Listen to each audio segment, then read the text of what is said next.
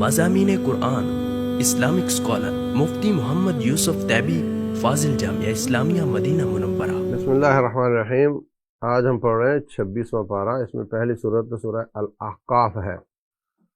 احقاف حقفن یا حقفتن کی جمع ہے۔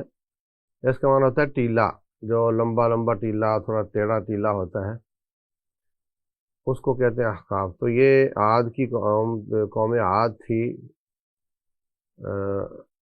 اور یہ آپ کے جو سعودیہ کا ریاض سے یمن کی طرف کا علاقہ ہے، اس کو بہت بڑا صحرا ہے، اس میں یہ لوگ آباد تھے۔ اس وقت یہ بہت ہی آباد علاقہ تھا۔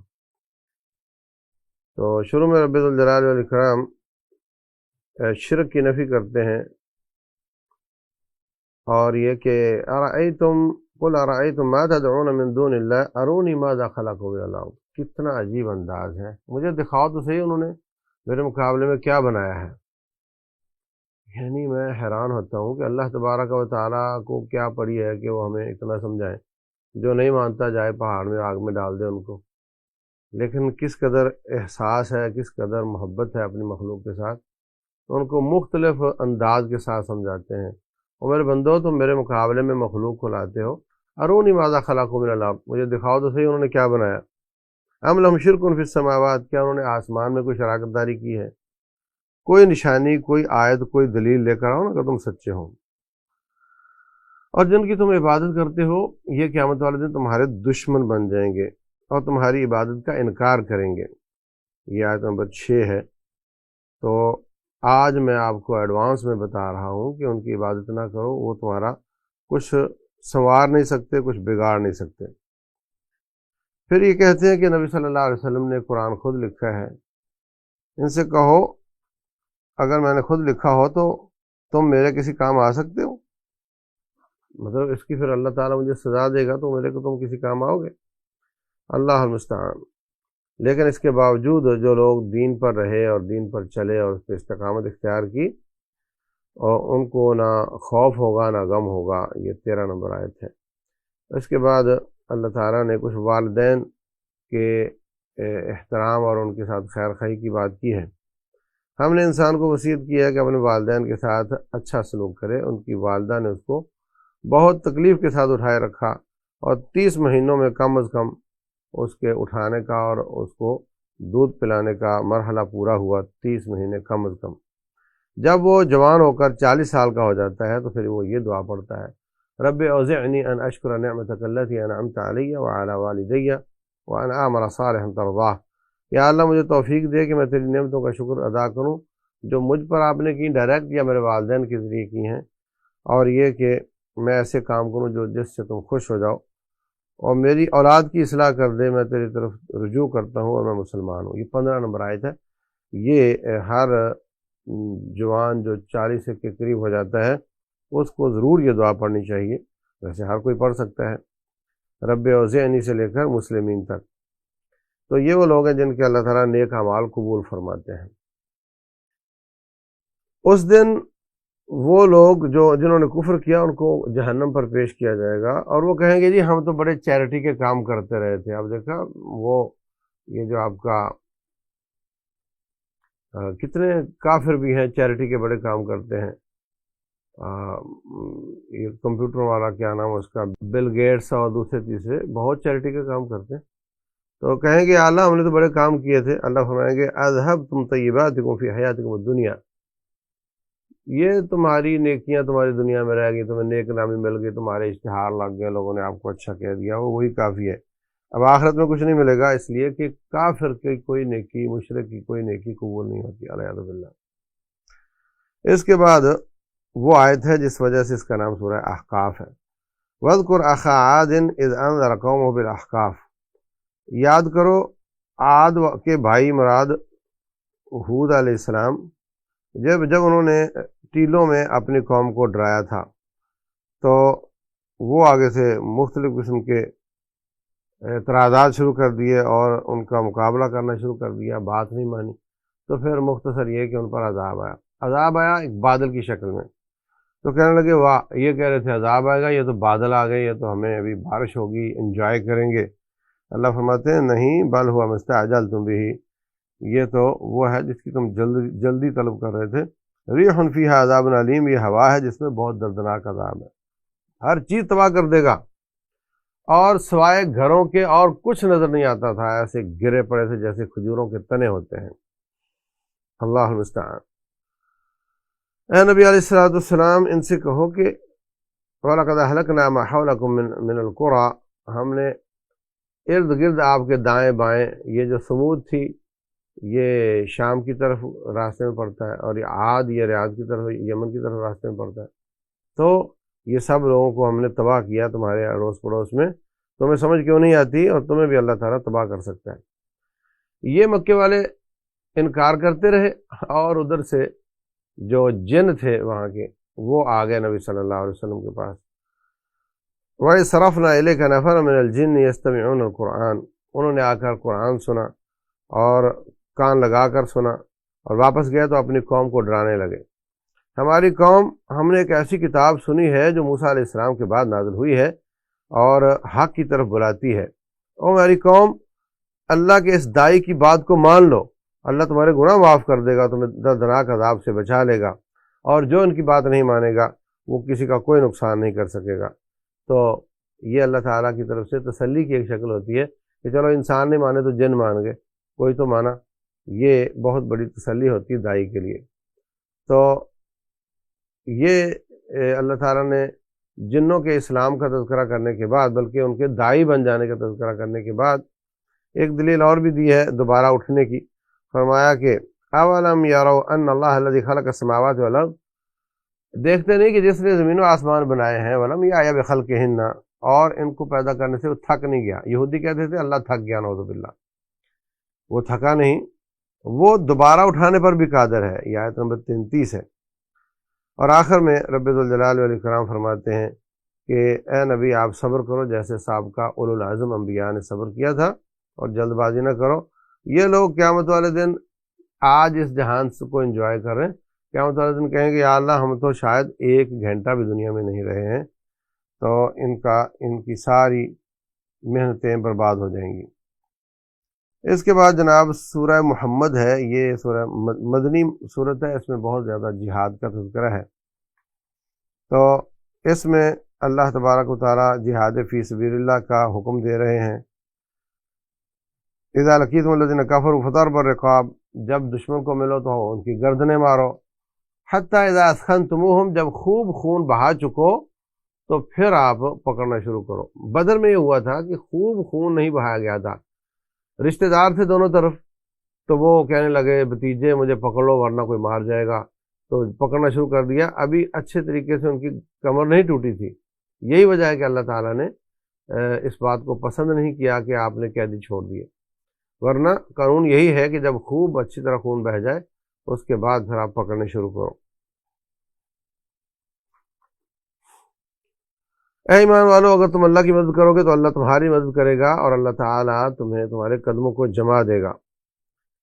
اس کے مقابلے میں تھوڑا مومنوں کا تذکرہ کیا، اس کے بعد کافروں کا۔ والذین کفروا یتمتعون ویاکلون کما تاکل الانعام والنار مثوی لہم، کافروں کا ٹھکانہ آگ ہے۔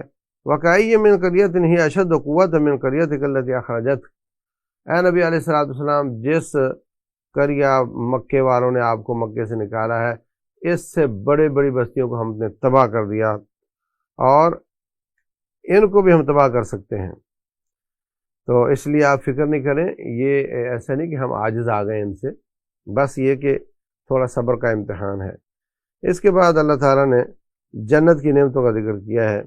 مثل الجنت التی، آیت نمبر 15 سے آنورڈ آگے ہے، 15-16، ان میں اللہ تعالیٰ فرماتے ہیں مثل الجنت التی وعد المتقون، جنت کی خوبی اور صفت یہ ہے اس میں نہریں بہتی ہیں جس کا پانی کبھی خراب نہیں ہوگا، دودھ کی نہریں ہوں گی اس کا مزہ تبدیل نہیں ہوگا، شراب کی نہریں ہوں گی بڑی لذت والی ہوں گی، اور شہد کی نہریں ہوں گی، اور ہر طرح کے پھل ہوں گے۔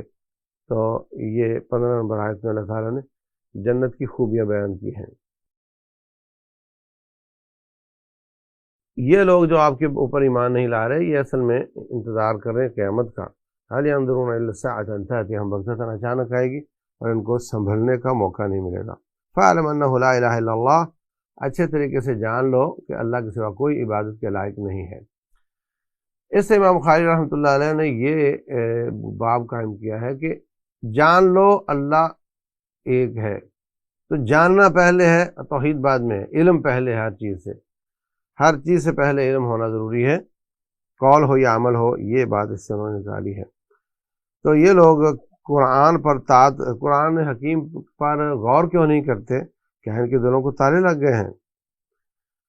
جو لوگ مرتد ہو جاتے ہیں، شیطان نے ان کے اعمال کو ان کے لیے مزین کیا ہے۔ اے ایمان والو، اللہ اس کے رسول کی بات مانو اور اپنے اعمال کو ضائع نہ کرو۔ جو ان کی بات نہیں مانتا، اپنی من مانی کرتا ہے، مولوی، پیر، پیشوا، امام، اس کے پیچھے چلتا ہے نبی کی مخالفت میں، اس کے اعمال ضائع ہو جاتے ہیں، نعوذ باللہ۔ فلا تہنوا وتدعوا الی السلم وانتم الاعلون ہا انتم ہؤلاء تدعون لتنفقوا فی سبیل اللہ۔ یہاں پہ انفاق فی سبیل اللہ کی بات ہے، اللہ کے راستے میں خرچ کرنا۔ جو بخل کرے گا، اللہ کے راستے میں نہیں دے گا، وہ اپنے آپ پر بخل کرے گا، کیونکہ یہ اللہ کے راستے میں دے گا تو اللہ اس کو دے گا، یہ ادھر نہیں دے گا تو اللہ اس کو نہیں دے گا، تو اس کا نقصان اس کو ہوگا۔ رسول اللہ صلی اللہ علیہ وسلم فرماتے ہیں، اللہ کا فرمان ہے انفق علیک، تو خرچ کر، میں تجھ پہ خرچ کروں گا۔ تو جتنا یہ ریلیز کرتا جائے گا اتنا پیچھے سے آئے گا، یہ روکے گا تو پیچھے سے رب ذوالجلال روک لے گا۔ اس کے بعد جناب ہے سورہ فتح۔ فتح یہ مدینہ کی صورت ہے۔ جب 6 ہجری میں صلح حدیبیہ ہوئی تو امام بخاری نے اس پر باب قائم کیا ہے۔ باب ہے غزوہ حدیبیہ، لوگ کہتے ہیں صلح حدیبیہ، انہوں نے اس کا نام غزوہ حدیبیہ دیا ہے۔ تو اس میں صلح ہوئی تھی، نہ صحابہ کرام صلح کرنا چاہتے تھے، نہ مکے والے صلح کرنا چاہتے تھے۔ خود رسول اللہ صلی اللہ علیہ وسلم نے ان کو آفر کی تھی کہ آپ صلح کر لو، تھک گئے ہو، دم مار لو اور جناب 10 سال کا معاہدہ کر لو، پھر اگر آپ کو سمجھ نہ آیا اسلام تو پھر لڑ لیں گے، لڑائی کا کیا ہوتا ہے۔ انہوں نے، خیر لمبا واقعہ ہے، حضرت عثمان گئے ان سے بات کرنے کے لیے، انہوں نے کہا جی ہم ذرا مشورہ کر لیں، تو مشورے میں دیر ہو گئی، ادھر سے یہ خبر غلط اڑ گئی کہ حضرت عثمان کو انہوں نے شہید کر دیا۔ تو نبی صلی اللہ علیہ وسلم نے ایمرجنسی میں بیعت لی کہ بیعت کرو کہ عثمان کا بدلہ لیے بغیر نہیں جائیں گے، مر جائیں گے مگر بدلہ نہیں چھوڑیں گے۔ تو اس کو بیعت رضوان کہتے ہیں، اس کا تذکرہ بھی صورت میں ہے۔ اور یہ جو بعد میں صلح ہوئی خبر غلط تھی، پھر سہیل بن عمر آیا، اس کے ساتھ بیعت کا نیگوشیشن ہوئی۔ نبی صلی اللہ علیہ وسلم کو کہنے لگا جی یہ معاہدہ محمد رسول اللہ اور مکے والوں کے بیچ میں ہو رہا ہے، یہ میں نہیں مانتا، آپ لکھو محمد بن عبداللہ کے بیچ میں ہو رہا ہے، کیونکہ ہم آپ کو رسول نہیں مانتے صلی اللہ علیہ وسلم۔ تو آپ نے فرمایا علی اور رسول کا لفظ کاٹ دو۔ کہنے لگے میری تو ہمت نہیں، فرمایا مجھے بتاؤ میں کاٹ دیتا ہوں، کہاں ہے وہ لفظ، کیونکہ آپ امی ہیں، آپ لکھنا پڑھنا نہیں جانتے۔ پھر کیا ہوا؟ کہنے لگے جی جو مکہ سے مدینہ کی طرف بھاگ جائے گا وہ تمہیں واپس کرنا پڑے گا، اور جو مدینہ سے بھاگ کر آئے گا وہ ہم واپس نہیں کریں گے۔ اور بھائی یہ بھی قبول ہے۔ پھر سہیل بن عمر کا اپنا بیٹا وہ زنجیروں میں جکڑا ہوا آ گیا، اللہ کے رسول سائن کرنے سے پہلے مجھے لے لیجیے گا۔ تو آپ نے فرمایا سائن تو ضروری نہیں ہوتے، جب ہم بات کر لیتے ہیں تو وہی کافی ہو جاتی ہے، اب ہم آپ کو نہیں لے سکتے۔ تو یہ سب باتیں صحابہ کرام پر بڑی چوٹ لگ کر، چوٹ کی طرح لگی تھی کہ یار کیا ہو رہا ہے، ان کا بندہ واپس کرنا پڑے گا، ہمارا نہیں ہوگا، اور جناب یہ نام مٹا دیا، یہ تو بہت غلط ہو گیا۔ حضرت عمر بن خطاب رضی اللہ عنہ بہت جذبات میں ہیں، باقی صحابہ کرام بھی۔ تو آپ نے سب کو ٹھنڈا کیا، اور یہ اس دوران وہ اچانک کچھ مکے کے جوانوں نے حملہ کر دیا کہ یہ جو معاہدہ ہے یہ سبوٹیج ہو جائے، صلح کی کوئی شکل نہ بنے۔ تو نبی صلی اللہ علیہ وسلم نے اس کا جواب نہیں دیا، انہوں نے حملہ کیا، ان کو پکڑ لیا، مگر اس کا جواب نہیں دیا۔ وَهُوَ الَّذِي كَفَّ أَيْدِيَهُمْ عَنْكُمْ وَأَيْدِيَكُمْ عَنْهُمْ بِبَطْنِ مَكَّةَ۔ تو اللہ فرماتے ہیں اللہ وہ ہے جس نے ان کے ہاتھ تم سے روک لیے، تمہارے ہاتھ ان سے روک لیے۔ تو بہت ہی مشکل تھا یہ معاہدہ، مگر اس کے باوجود آپ نے نبھایا اور کیا۔ تو اس کا نتیجہ یہ ہوا کہ اب پورے علاقے میں جو لوگ انتظار میں تھے کہ اونٹ کس کروٹ بیٹھتا ہے، کون جیتتا ہے ہم اس کا ساتھ دیں، تو وہ سارے کے سارے آزاد ہو گئے اپنے فیصلے میں۔ تو کچھ کافر قبیلے کفر پر قائم رہتے ہوئے نبی صلی اللہ علیہ وسلم کے ساتھ مل گئے، اور ان کا دفاعی معاہدہ ہو گیا، ان پر حملہ ہوا تو صحابہ کرام دفاع کریں گے، ان پر حملہ ہوا تو یہ دفاع کریں گے، اور کچھ کافر قبیلے وہ مکے والوں کے ساتھ مل گئے، تو اسی کے نتیجے میں حضرت خالد بن ولید رضی اللہ تعالیٰ عنہ بھی مسلمان ہوئے تھے، اور بھی بہت زیادہ لوگ مسلمان ہوئے تھے۔ تو اس کو اللہ تعالیٰ نے فتح مبینہ قرار دیا ہے کہ یہ بہت بڑی فتح ہے نبی صلی اللہ علیہ وسلم کی۔ تو ہر وقت لڑنا ہی فتح نہیں ہوتا، اور کتنی بار صلح میں بھی بہت زیادہ فتح ہوتی ہے۔ تو اس صورت کو اللہ نے فتح مبین قرار دیا ہے۔ اللہ تبارک و تعالیٰ نے ابتدا میں فرمایا ہم نے آپ کو شاہد مبشر اور نذیر بنا کر بھیجا ہے تاکہ تم اپنے نبی پر ایمان لاؤ اور ان کی عزت کرو اور ان کی مدد کرو۔ تو شاہد مبشر کا معنی کہ قیامت والے دن یہ گواہی دیں گے امت پر، اور سابقہ امتوں کے خلاف انبیاء کے حق میں بھی گواہی دیں گے۔ یہ معنی نہیں کہ نبی صلی اللہ علیہ وسلم ہر جگہ موجود ہے، ہر جگہ موجود ہے تو پھر مکے گئے تھے تو مدینے نہیں تھے، مدینے گئے تھے تو مکہ میں نہیں تھے۔ یہ باتیں بہت عجیب و غریب ہیں۔ ان الذین یبایعونک انما یبایعون اللہ، جنہوں نے آپ کی بیعت کی ہے انہوں نے اللہ کی بیعت کی ہے۔ ید اللہ فوق ایدیہم، ان کے ہاتھوں کے اوپر آپ کا ہاتھ نہیں اللہ کا ہاتھ تھا۔ تو یہ بات مطلب اللہ تبارک و تعالیٰ کر رہے ہیں کہ یعنی میری مکمل تائید حاصل تھی ان کو۔ تو یہ آیت نمبر 10 ہے۔ تو اللہ تبارک و تعالیٰ کے اس فرمان سے بعض لوگ یہ نکالنا چاہتے ہیں کہ اللہ اور نبی نعوذ باللہ ایک ہی ہو گئے، ہاں اللہ کا ہاتھ ان کا ہاتھ، تو مار میتا ادھر میتا، نہیں مارا آپ نے، جب مارا اللہ نے مارا تھا، اس سے بھی یہ نکال لیتے ہیں۔ حالانکہ یہ آج بھی موجود ہے، فلم تقتلوہم ولکن اللہ قتلہم، تم نے ان کو قتل نہیں کیا، اللہ نے قتل کیا، تو پھر صحابہ کرام بھی نعوذ باللہ اللہ ہی ہو گئے؟ تو ایسی بات بالکل نہیں ہے، اللہ اللہ ہی ہے، نبی نبی ہی ہیں، صحابہ صحابہ ہی ہیں، ہر ایک کا اپنا اپنا مقام ہے۔ اس کے بعد کچھ اعراب جو بدو تھے ان کی بات آئی ہے، وہ دور دور رہتے تھے، جہاد میں شرکت نہیں کرتے تھے، اور جب بھی کوئی مار کھاتا تو کہتے جی ہم شغلتنا اموالنا واہلونا، گھر اور اہل نے ہمیں مصروف کر دیا، آپ ہمیں علی استغفار کریں۔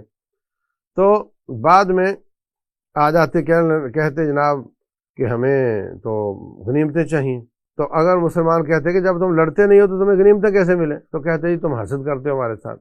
تو اللہ تعالیٰ نے یہاں پر اللہ ان کا اعرابیوں کا آیت نمبر 11 سے لے کر آیت نمبر 16 تک ان کا تذکرہ کیا ہے۔ لیس علی الاعمی حرج، جو نبینا ہے اس پر کوئی حرج نہیں، اور جو کوئی لنگڑا ہے اور جو بیمار ہے وہ اگر جہاد کرنے نہیں گیا تو کوئی حرج کی بات نہیں، لیکن جن کے پاس کوئی عذر نہیں ان کو گناہ ملے گا۔ اللہ تعالیٰ ان لوگوں پر راضی ہو گیا جنہوں نے آپ کی بیعت کی تھی درخت کے نیچے، یہ وہ بیعت رضوان ہے جس کا میں پہلے تذکرہ کر چکا ہوں۔ وَهُوَ الَّذِي كَفَّ أَيْدِيَهُمْ عَنكُمْ وَأَيْدِيَكُمْ عَنْهُمْ، یہ آیت نمبر 24 ہے، یہ اس کا تذکرہ بھی میں کر چکا ہوں کہ مکے والوں نے اچانک حملہ کیا تھا ان کے بعد جوانوں نے، اور آپ نے اس کا جواب نہیں دیا بلکہ ان کو پکڑ لیا۔ اللہ وہ ہے جس نے اپنے نبی کو سچا دین دے کر بھیجا تاکہ اس دین کو سارے دینوں پر غالب کر دے۔ یہ الٹیمیٹ ویژن ہے رسول اللہ صلی اللہ علیہ وسلم کا، دین کو غالب کرنا، اور یہ امتیوں کا بھی ہونا چاہیے۔ اب ہماری نماز نبوی ہونی چاہیے تو ہمارا ویژن بھی نبی کا ویژن ہونا چاہیے۔ اللہ وہ ہے جس نے اپنے نبی کو بھیجا سچا دین دے کر تاکہ سارے دینوں پر غالب کر دے۔ محمد اللہ کے رسول ہیں، اور جو ان کے ساتھی ہیں وہ کافروں پر سخت ہیں، مومنوں پر نرم ہیں۔ کافروں پر سخت ہونا، مومنوں پر نرم ہونا، یہ ان کا وصف تورات اور انجیل اور قرآن تینوں میں لکھا ہوا ہے۔ تو یہ بہت بڑی بات ہے۔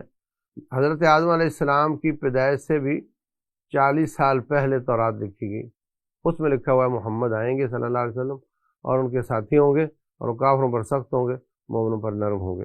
یہ بہت بڑی بات ہے۔ اس کے بعد سورہ الحجرات ہے۔ حجرات ان کی جمع حجرہ کہتے ہیں گھر، چھوٹا گھر ہو تو حجرہ کہہ دیتے ہیں۔ تو نبی صلی اللہ علیہ وسلم کی بیویوں کے جو گھروندے تھے ان کو حجرات کہتے ہیں۔ ان کا یہاں تذکرہ ہے۔ شروع میں اللہ تعالیٰ فرماتے ہیں نبی سے آگے مت بڑھو، نبی صلی اللہ علیہ وسلم سے اپنی آواز کو بلند نہ کرو، اور ایسا نہ ہو کہ تمہارے اعمال ضائع ہو جائیں۔ تو نبی صلی اللہ علیہ وسلم کی بات، یہ حدیث اور قرآن بھی ان کی بات ہے، اس پر بھی کسی ایرے گیرے کی بات کو بلند نہ کرو۔ وہ لوگ جو اپنی آوازیں پست رکھتے ہیں اللہ تعالیٰ نے ان کو تقوی کے لیے پسند فرمایا ہے، اور وہ لوگ جو حجرات سے باہر کھڑے ہو کر کہتے ہیں اخرج لنا یا محمد، نکلو محمد صلی اللہ علیہ وسلم، تو یہ عقل نہیں رکھتے۔ یہ وہ آیت ہے جس وجہ سے اس کا نام سورہ حجرات ہے۔ اگر وہ صبر کرتے اور آپ کے نکلنے کا انتظار کرتے، کیونکہ آپ مصروف ہیں، تو یہ کیا بات ہوئی کہ جب آپ آؤ اور نبی صلی اللہ علیہ وسلم کو نکلنا چاہیے آپ کے لیے۔ اسی طرح آج ہے ہمارے ساتھ بھی ہوتا ہے کہ جو شخص بھی وہ چاہتا ہے کہ میں جب بھی جاؤں نا مجھے فتویٰ مل جائے، اور جب بھی جاؤں میرے سوال کا جواب مل جائے۔ واٹس ایپ پر اگر لیٹ ہو جاتا ہے تب بھی جی اتنی دیر ہو گئی، وہ سمجھتے ہیں کہ اس کو صرف ایک ہی کام ہے۔ تو یہ نہیں ہونا چاہیے، دوسرے کے حالات کا اس کے، اور خاص طور سے وقت لے کر آنا چاہیے۔ آج کل تو موبائل ہے، وقت لیا جا سکتا ہے۔ تو یہ ادب سکھایا ہے رسول اللہ صلی اللہ علیہ وسلم کے بارے میں۔ دوسرا موضوع اس صورت میں ہے، اے ایمان والو، اگر کوئی خبر لے کر آتا ہے اور وہ تحقیق کے بغیر آپ ایکشن لے لیتے ہو تو تمہیں ندامت اور پشیمانی ہوگی، تحقیق کیا کرو۔ اور اگر دو گروہ آپس میں مسلمانوں کے لڑ پڑیں تو ان کی صلح کرواؤ، اور اگر آپ دیکھو کہ یہ زیادتی کر رہا ہے تو پھر مظلوم کا ساتھ دو ظالم کے خلاف، تاکہ وہ مضبوط ہو جائے اور اس کا ظلم ختم ہو جائے۔ تو اسی کی بنیاد پر صحابہ کرام کی آپس میں چپکلش بھی ہوئی، کسی نے اس کو مظلوم سمجھا، کسی نے اس کو مظلوم سمجھا، وہ ان کا اجتہاد ہے۔ ہم سب کے لیے دعا گو ہیں اور انشاءاللہ وہ سارے کے سارے جنتی ہیں۔ اے ایمان والو، کوئی شخص کسی کو مذاق نہ کرے، نہ عورت عورت کو، نہ مرد مرد کو، نہ مرد عورت کو، نہ عورت مرد کو مذاق نہ کرے، اور کوئی کسی کو تانا نہ دے اور کسی کو برے نام سے نہ پکارے۔ یہ بہت پیارے پیارے آداب ہیں جو بہت لمبی تفصیل کے محتاج ہیں، لیکن یہاں پہ ہم اختصار کے ساتھ خالی اس کا تذکرہ کر سکتے ہیں۔ اے مومنو، بدگمانی سے بچو، کیونکہ جو بعض بدگمانیاں ہوتی ہیں وہ گناہ ہوتی ہیں۔ کسی کی ٹو نہ لگاؤ۔ رسول اللہ صلی اللہ علیہ وسلم فرماتے ہیں جو کسی کی بات سننا چاہتا ہے جبکہ وہ اس کو نہیں سنانا چاہتا، اس کے کانوں میں سیسا پگھلا کر ڈالا جائے گا قیامت والے دن۔ یہ جائز نہیں۔ کسی کے عیب کی تلاش کرنا، جو کسی کے عیب کو تلاش کرتا ہے اللہ اس کو اس عمل میں ذلیل کر دے گا جو اس نے صرف اکیلے بیٹھ کر بند کمرے میں کیا تھا۔ یہ حدیث ہے رسول اللہ صلی اللہ علیہ وسلم کی۔ اور پھر فخر تکبر کرنا اپنے قبیلے پر۔ ہم نے آپ کو ایک مرد اور ایک عورت سے بنایا ہے، اور تمہارے قبیلے اس لیے بنائے تاکہ تعارف کر سکو، اس لیے نہیں کہ فخر کر سکو۔ تو تم میں عزت والا وہ ہے جو زیادہ تقوی والا ہے۔ باقی کوئی وجہ نہیں ہے کسی کو اس کے قبیلے یا برادری کے ہیچ نیچ ہونے کا تانا نہ دو، بلکہ تقوی کی بنیاد پر اللہ تعالیٰ عزت دیتا ہے۔ آخر میں اعرابی بدو کہتے ہیں ہم ایمان لائے۔ اللہ فرماتے ہیں تم ایمان نہیں لائے، یہ کہو کہ ہم مسلمان ہوئے، ابھی تک تو تمہارے دلوں میں ایمان نہیں گیا۔ تو ایک تو ان کا بھانڈا پھوڑ دیا اللہ تعالیٰ نے۔ دوسری بات یہ کہ اگر دل میں ایمان نہ بھی ہو، زبان سے کلمہ پڑا ہو، مطلب دل میں ایمان بنیادی طور پہ تو ہوگا نا، تو وہ کمزور سا ایمان جو ہے اس کی بنیاد پر ہم اس کو مسلمان کہہ سکتے ہیں، مومن نہیں کہہ سکتے، اور اس کو اسلام کا فائدہ ملے گا، اس کو قتل نہیں کیا جائے گا، اس کی جان مال عزت آبرو کی حفاظت ہوگی۔ تو لیکن ابھی تک اس کے دل میں ایمان نہیں گیا، کیونکہ دل کا معاملہ ہم نہیں جانتے، اس لیے اس کو اسلام کا پورا فائدہ دیا جائے گا۔ ہمارے یہاں جو چلتا ہے کہ فلاں بھی کافر، فلاں بھی کافر، حکمران بھی کافر، فوج بھی کافر، نعوذ باللہ، اور یہ اور وہ، مارو پکڑو اور کافر سے پیسے لو اور ان کو مارو، یہ اسلام کا نظریہ نہیں ہے، یہ تکفیری سوچ ہے۔ اے ایمان والو، ہاں، ایمان والے صرف وہ ہوتے ہیں جو اللہ اور اس کے رسول پر ایمان لائیں، پھر شک نہ کریں اور جہاد کریں اپنے مال اور جانوں کے ساتھ، یہی لوگ سچے ہیں۔ اس کے بعد سورہ قاف ہے۔ قاف سورت جو ہے یہ رسول اللہ صلی اللہ علیہ وسلم بہت زیادہ پڑھتے تھے، حتیٰ کہ جمعے میں پڑھتے اور بعض لوگوں نے اس کو یاد کر لیا تھا۔ تو پڑھنی چاہیے، ہر جمعے میں نہ صحیح لیکن پڑھنی چاہیے۔ شروع میں اللہ تعالیٰ آخرت کا، مکی صورت ہے تو اس میں آخرت کے عقیدے اور دوبارہ اٹھنے کے اوپر زیادہ زور دیا گیا ہے۔ یہ کہتے ہیں جب ہم مر گئے اور مٹی ہو گئے دوبارہ کیسے اٹھیں گے؟ زمین جو ان کے جسموں میں کمی کرتی ہے ہم سب چیزوں کو جانتے ہیں، ہمارے پاس لکھی ہونے والی کتاب موجود ہے۔ آسمانوں کو کیوں نہیں دیکھتے، زمین کو کیوں نہیں دیکھتے، ہم جو پودے نکالتے ہیں ان کو کیوں نہیں دیکھتے، کھجوروں کو کیوں نہیں دیکھتے؟ یہ سارے رزق ہم نکالتے ہیں۔ اور اس کے بعد نوح علیہ السلام کی قوم اصحاب رس اور ثمود اور عاد فرعون، اور لوط علیہ السلام کی قوم اصحاب الایکہ قوم تبع، ان کا بہت ہی اختصار کے ساتھ تذکرہ ہے۔ تو کیا ہم پہلی بار پیدا کر کے تھک گئے ہیں کہ دوبارہ نہیں پیدا کر سکتے؟ تو یہ بھی ایک دلیل ہے دوبارہ اٹھنے کی۔ اس کے بعد کچھ جہنمیوں کا تذکرہ اور ان کا آپس میں لڑائی کا تذکرہ ہے۔ وہ آپس میں لڑائی کریں گے، وہ کہے گا اس نے مجھے گمراہ کیا، وہ کہتا نہیں خود گمراہ ہوا ہے۔ تو لا تختصموا لدی، اللہ فرمائے گا جھگڑے نہ کرو، اب تم دونوں کے لیے اللہ کا عذاب ہے، والعیاذ باللہ، اور ہمارا لکھا ہوا بدلتا نہیں اور ہم کبھی ظلم بھی نہیں کرتے۔ ہم کیا دن کہیں گے جہنم سے کہ کیا تو بھر گئی ہے؟ وہ کہے گی نہیں، بہت گنجائش ہے، اور چاہیے مجھے، اور لوگ چاہیے۔ پھر اللہ تعالیٰ ان کے جسموں کو بڑا کر کے جہنم کو بھرے گا، والعیاذ باللہ۔ ہم نے زمین و آسمان بنایا، ہم تھکے نہیں، یہ جو یہودیوں کا عقیدہ ہے اس کا رد کیا گیا ہے۔ اور آخر میں اللہ تبارک و تعالیٰ نبی علیہ الصلوۃ والسلام کو تسلی دیتے ہیں، نحن اعلم بما یقولون، ہم جانتے ہیں یہ جو باتیں آپ سے کرتے ہیں، آپ فکر نہ کریں، ہم نے آپ کو ان کا داروغہ نہیں بنایا کہ آپ نے ان کو ضرور اسلام دینا ہے، آپ کا کام خالی پہنچانا ہے، باقی ہم خود دیکھ لیں گے۔ اس کی آخری صورت اس میں ذاریات ہے، وَالذَّارِيَاتِ ذَرْوًا فَالْحَامِلَاتِ وِقْرًا فَالْجَارِيَاتِ يُسْرًا۔ یہ اللہ تعالیٰ 3-4 چیزوں کی قسمیں اٹھانے کے بعد إِنَّمَا تُوعَدُونَ لَصَادِقٌ، جس کا تمہیں وعدہ کیا گیا ہے مرنے کا، دوبارہ اٹھنے کا، یہ ہو کر رہے گا اور قیامت آ کر رہے گی۔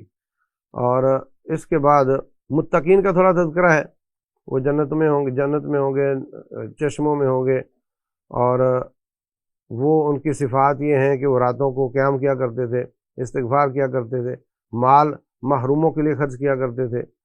تو اس کے بعد حضرت ابراہیم علیہ السلام کا ہلکا سا تذکرہ ہے، وہ یہ کہ ان کے پاس فرشتے آئے، وہ قوم لوط کو تباہ کرنے کے لیے آئے تھے، تو پہلے ان کے پاس آئے، تو انہوں نے ان کو ایک بچڑا ذبح کر کے کھلانے کی کوشش کی، وہ انہوں نے نہیں کھایا تو ڈر گئے کہ یہ تو پھر فرشتے ہو سکتے ہیں، تو کہنے لگے آپ ڈرے نہیں، ہم آپ کی قوم کے لیے نہیں آئے ہیں، لوط علیہ السلام کی قوم کے لیے آئے ہیں۔